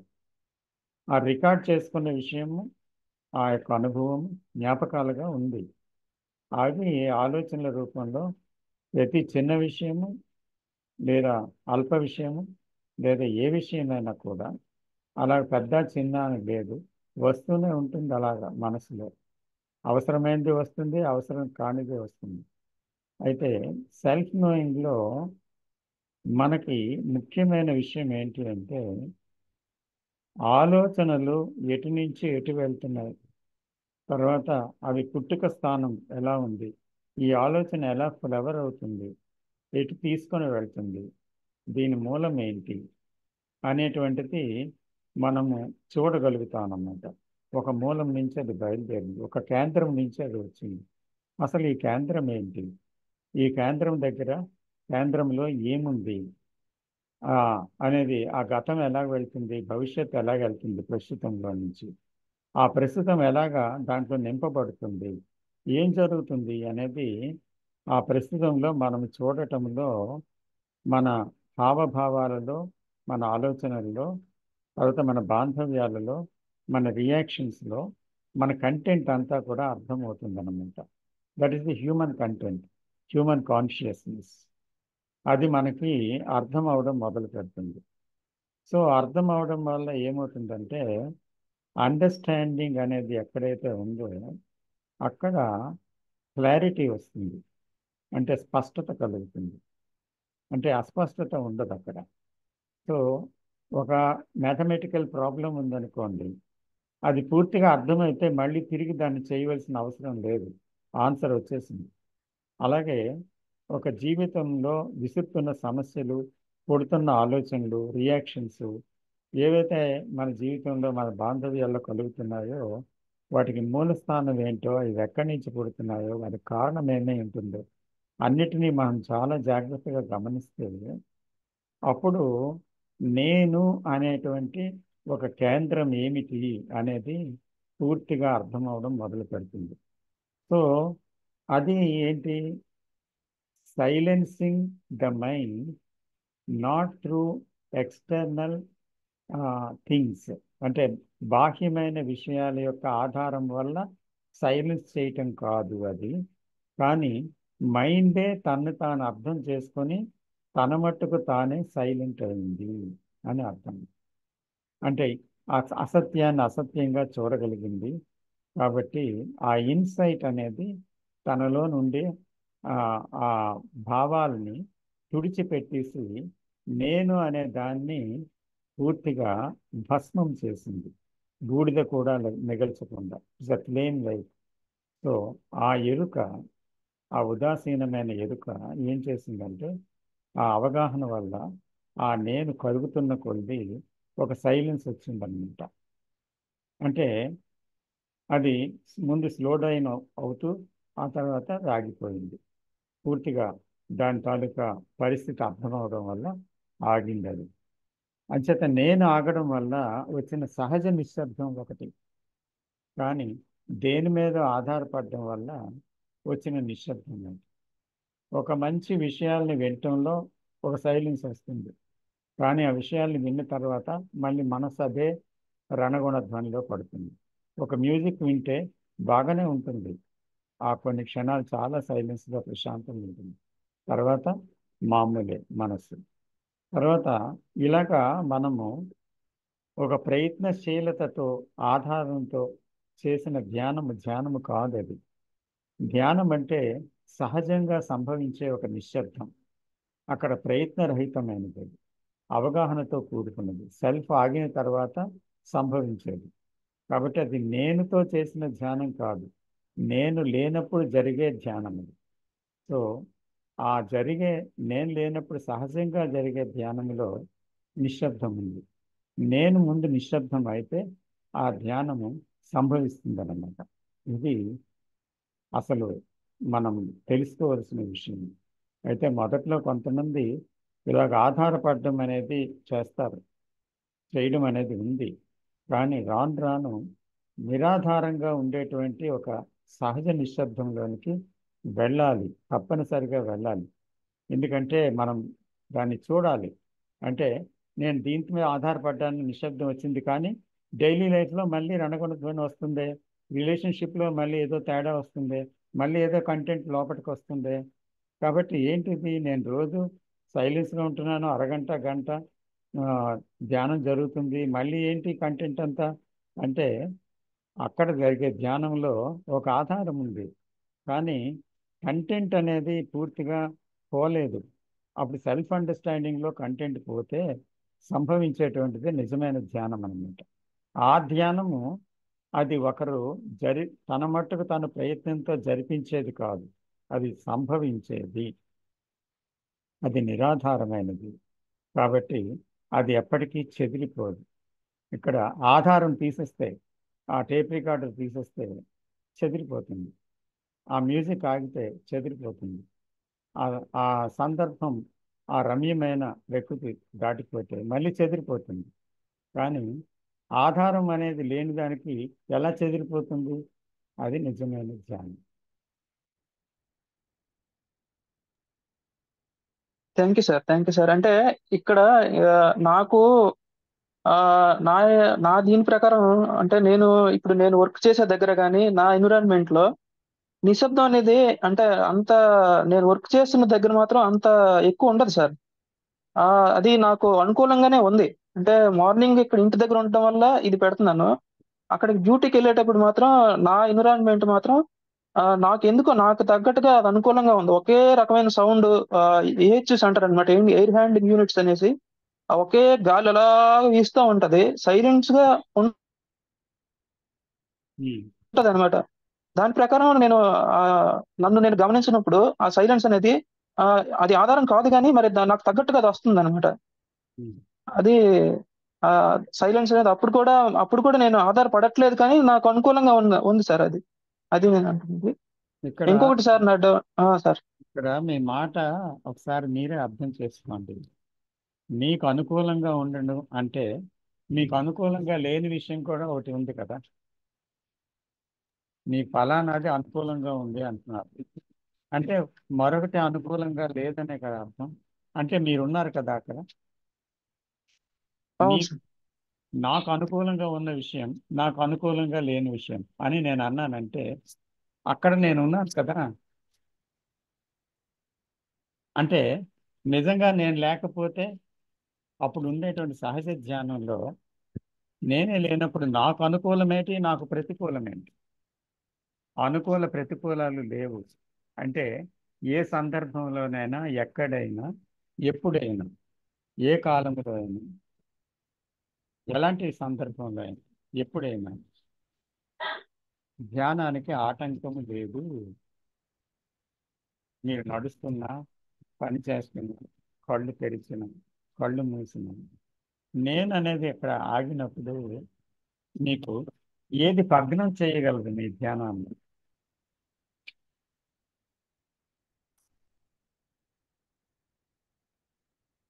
ఓకే సార్, అర్థమైంది సార్, అర్థమైంది. అంటే ఆ గమనింపు అనేది ఆ ఉన్నప్పుడే ఆ ఆ సైలెన్స్ అనేది ఆ నిరంతరం ఆ గమనింపు అనేది ఉండాలి.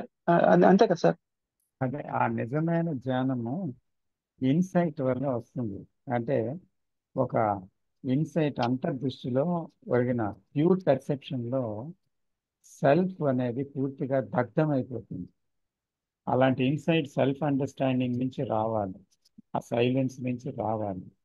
వచ్చినప్పుడు ఏమవుతుందంటే అది ఒకేసారి ఆ సెల్ఫ్ యొక్క ఉనికి నాశనం అవుతుంది. అప్పుడే ధ్యానం అనేది సహజ స్థితి. అది ఇంకా ప్రాక్టీస్ చేయవలసిన అవసరమే లేదు. అది దాని మట్టుకదే ఏ సందర్భంలో అయినా, ఎప్పుడైనా జరిగిపోతుంది అన్నమాట. కాబట్టి మనం చేయవలసిందల్లా ఏంటి అంటే ఓన్లీ యు నో దై సెల్ఫ్, మిమ్మల్ని మీరు, నన్ను నేను తెలుసుకోవడం, బాంధవ్యాలలో అర్థం చేసుకోవడం, ఈ చూడటం. దీనికోసం బాంధవ్యాలు ఇవ్వబడ్డాయి, కానీ బాంధవ్యాల్లో అనుమానాలు, ఘర్షణలు, వాదనలు, బాధలు, పోకడలు, వీటి కోసం బాంధవ్యాలు మనకి ఇవ్వబడలేదు. బాంధవ్యాలు ఎందుకు ఇచ్చారంటే the mind can understand it self. మనస్సు దాన్ని ఎప్పుడు అర్థం చేసుకోగలదంటే బాంధవ్యాలలో. ఒక భర్తతో ఉన్నప్పుడు భార్య, భార్యతో ఉన్నప్పుడు భర్త, కుటుంబంలో ఉండేటప్పుడు, తర్వాత బంధువులతో ఉండేటప్పుడు, సమాజంలో ఉండేటప్పుడు, పని మనిషితో ఉండేటప్పుడు, ఇక్కడ అక్కడ ఎన్ని చోట్లైనా ఎవరితోటైనా తెలుసుకోవాల్సిందల్లా నిన్నే నిన్నే నిన్నే, ఎవరిని కాదు. నన్నే నన్నే నన్నే, నన్ను నేనే కనుక్కోవాలి. ఎవరి గురించి అప్పుడు నేను వ్యాఖ్యానం చేయను, ఎవరిని విమర్శించను, ఎవరిని ఖండించను. ఎందుకంటే అప్పుడు నేనే ముఖ్యమైపోతాను. నన్ను చూసుకోవడంలోనే జీవితం అయిపోతుంది. కానీ అక్కడ వృధా ప్రసంగానికి అవకాశం లేదు. ఎవరి గురించి ఏమి మాట్లాడవలసింది, తెలుసుకోవాల్సింది లేదు ఆ మనస్సుకి. కాబట్టి ఆ మనస్సు నిజంగా మహదానందకరమైనది. అక్కడే ధ్యానం సాగుతుంది. Sir okay sir, thank you sir. ఇంకొక డౌట్ సార్. చెప్పండి. ఆ, ఇది అంటే ఈ మన ఇప్పుడు ఈ ఈ గమనించడానికి ఇలాంటి జీవితానికి మళ్ళీ ఆ ఆరోగ్యానికి చాలా దగ్గర సంబంధం ఉంది కదా సార్. అంటే శరీరం తాలూకు ఆరోగ్యానికి. ఉన్నది. అంటే ఎందుకంటే మన మన ఆ, అవర్ బాడీ సైకోసోమాటిక్. మనస్సు ప్రశాంతంగా ఉండేటప్పుడు శరీరం ఆరోగ్యకరంగా ఉంటుంది. It is young and fresh always అన్నమాట. Energetic, young, fresh and energetic.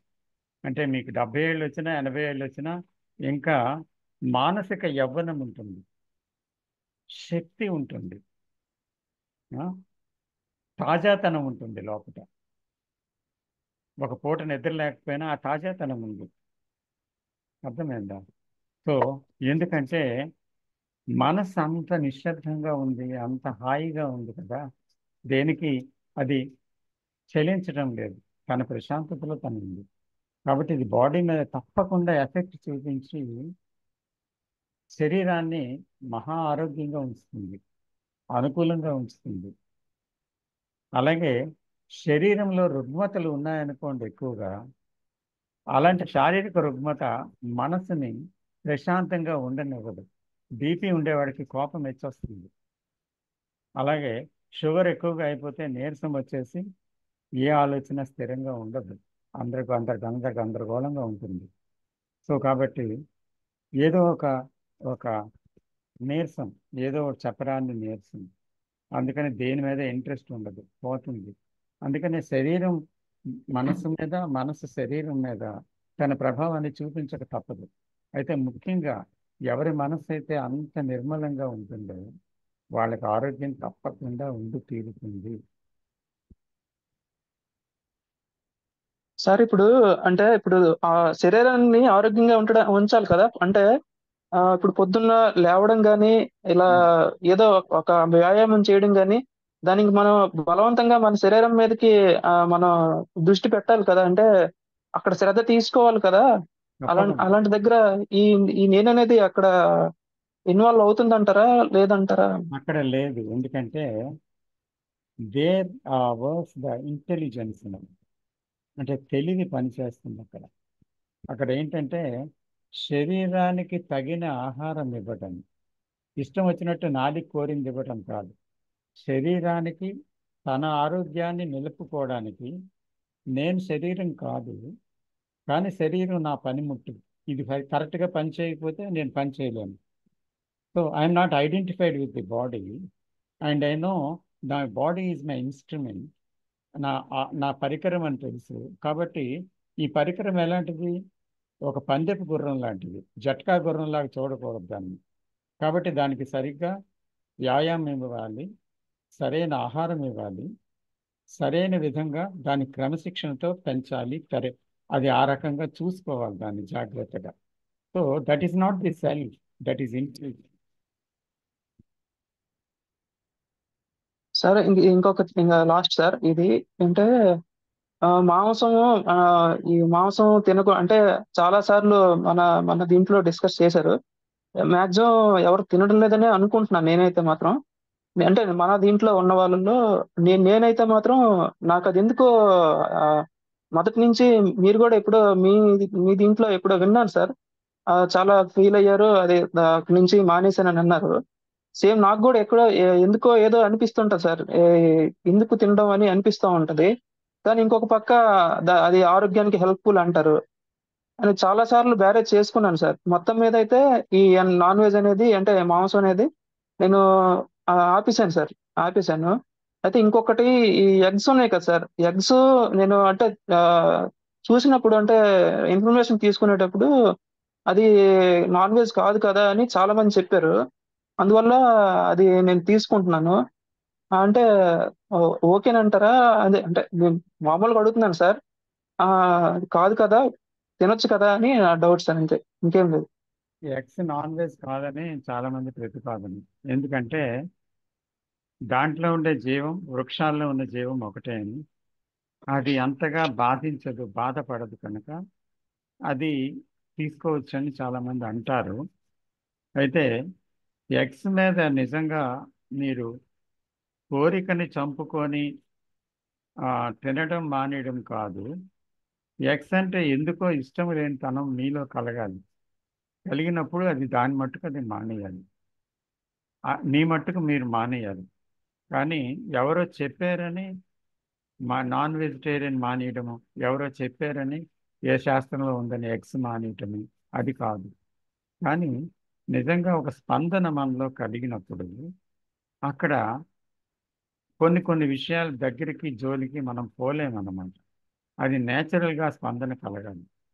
అంతేగాని ఒకరు చెప్తే మానడం, ఒకరు చెప్తే తినడం కాదు.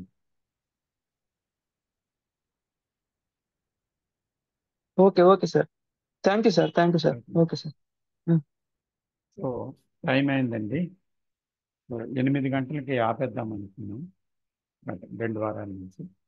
సో అందరికీ ధన్యవాదాలు. సరే. Thank you sir.